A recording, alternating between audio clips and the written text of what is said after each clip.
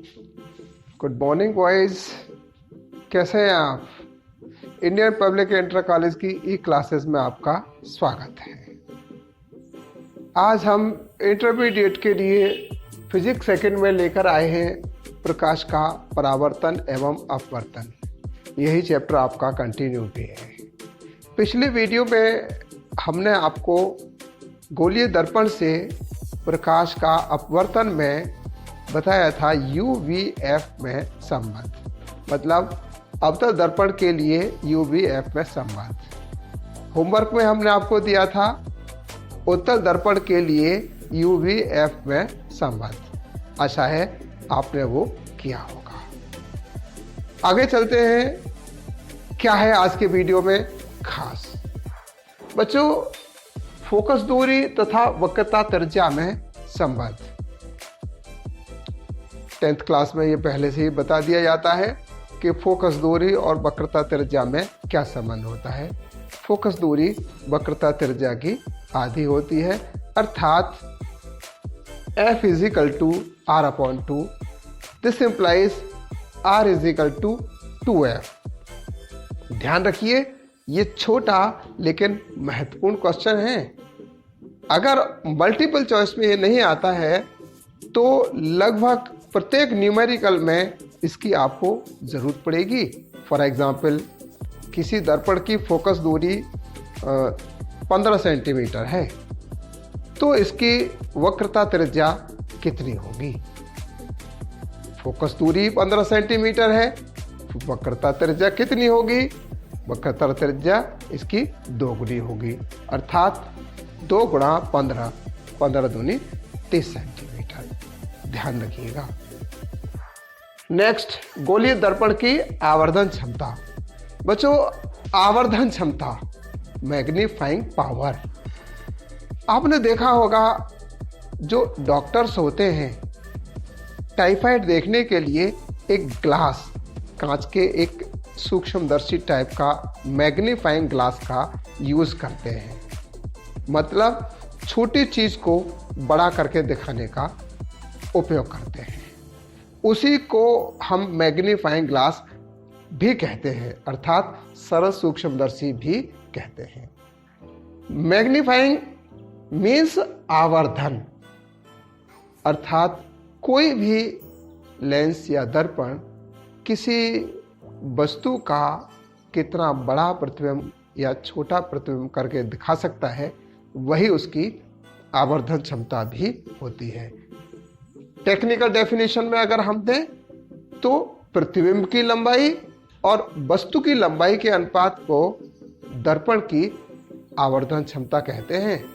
मतलब M = I/O = V/U।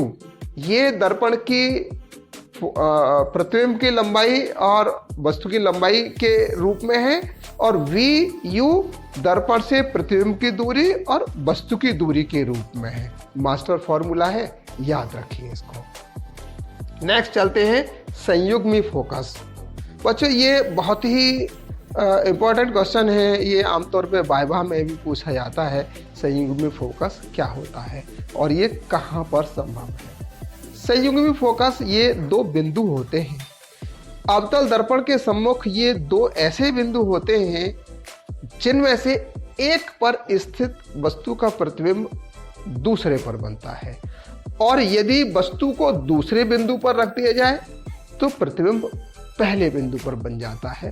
तो ऐसे बिंदुओं को संयुग्मी फोकस कहते हैं, और ये केवल अवतल दर्पण में ही संभव है। इन 2 बिंदुओं को संयुग्मी फोकस कहते हैं। प्रकाश का अपवर्तन। बच्चों, पहला टॉपिक परावर्तन हमारा यहीं पर समाप्त होता है। दूसरा टॉपिक अपवर्तन हम यहाँ से स्टार्ट करते हैं। अपवर्तन क्या होता है। परावर्तन में प्रकाश की किरण किसी तल से टकरा करके लौटती है। अपवर्तन में क्या है, प्रकाश की किरण एक पारदर्शी माध्यम से दूसरे पारदर्शी माध्यम में जाती है। जैसे प्रकाश की किरण वायु से पानी में जाती है या वायु से कांच में जाती है। इसी को हम घटना को प्रकाश का अपवर्तन कहते हैं। अर्थात जब कोई प्रकाश की किरण एक पारदर्शी माध्यम से दूसरे पारदर्शी माध्यम में जाती है तो अपने मार्ग से विचलित हो जाती है। विचलित होने का मतलब सीधी अपने मार्ग पर नहीं जाती, कुछ हट जाती है। इस घटना को प्रकाश का अपवर्तन कहते हैं। चित्र में दर्शाया गया है, आप देखेंगे ये ए ओ प्रकाश की किरण जाना सीधा चाहिए था, सीधी नहीं गई, ये अपने मार्ग से विचलित हो गई, ये नीचे की तरफ आई। ऐसा क्यों हुआ? जब विरल माध्यम से सघन माध्यम में जाती है तो अभिलंब की ओर झुक जाती है, और जब सघन माध्यम से विरल माध्यम में जाती है तो अभिलंब से दूर हटती है। यहाँ हमने आपको ये सभी ये दर्शाए हैं कि कौन सी चीज़ क्या है। ए ओ आपतित किरण है, ओ बी अपवर्तित किरण है, आई आपतन कोण है, आर अपवर्तन कोण है, एम ओ एन अभिलंब है और ओ आपतन बिंदु है। बच्चों अगला टॉपिक है हमारा अपवर्तन के नियम। अपवर्तन की घटना के बाद अपवर्तन के नियम भी खास हो जाते हैं, क्योंकि अपवर्तन की घटना भी कुछ नियमों के अंतर्गत होती है। अपवर्तन के भी दो नियम होते हैं। जिस प्रकार परावर्तन के दो नियम होते हैं उसी तरह अपवर्तन के भी दो नियम होते हैं। प्रथम नियम आपतित किरण, अपवर्तित किरण तथा अभिलंब तीनों एक ही तल में होते हैं। आपतित किरण AO, अपवर्तित किरण OB और अभिलंब MN तीनों एक ही तल में एक ही बिंदु O पर होते हैं। नेक्स्ट द्वितीय नियम आपतन कोण की I sin I, अपवर्तन कोण की R sin R का अनुपात सदैव एक नियतांक होता है जिसे n से डिनोट करते हैं, और इस n को एक माध्यम के सापेक्ष दूसरे माध्यम का अपवर्तनांक कहा जाता है। sin I upon sin R is equal to 1n2 मतलब n2 अपॉन n1। इसे स्नेल का नियम भी कहते हैं।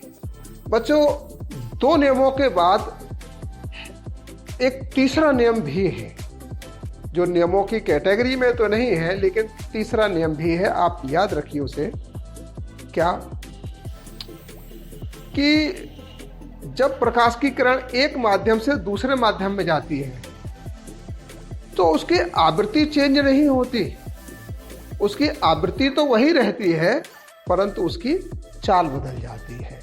जैसे प्रकाश की किरण वायु से जल में जाती है तो वायु में प्रकाश की चाल 3 × 10⁸ मीटर पर सेकेंड होती है।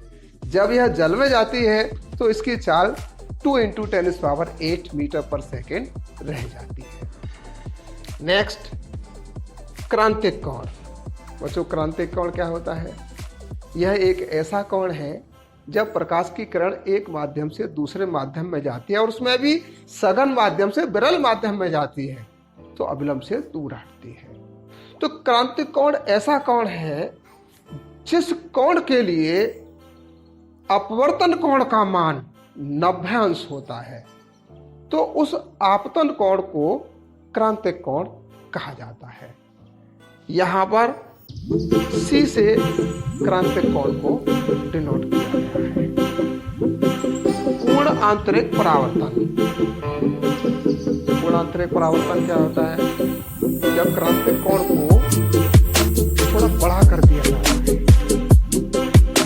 क्रांतिक कोण आपतन कोण का मान क्रांतिक कोण से बढ़ा दिया जाता है।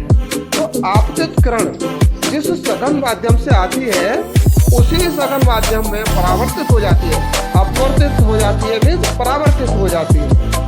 इस घटना को पूर्ण आंतरिक परावर्तन कहते हैं। अब देखिए यहाँ पे ये सघन माध्यम से आई AO और इसी माध्यम में परावर्तित, इस घटना को पूर्ण आंतरिक परावर्तित, दूसरे माध्यम में अपवर्तित नहीं हुई, उसी माध्यम में परावर्तित हो गई। इस घटना को पूर्ण आंतरिक परावर्तन। बच्चों आज की इस वीडियो क्लास में इतना ही। कल फिर मिलेंगे एक नई वीडियो के साथ। तब तक के लिए घर में रहिए। पालन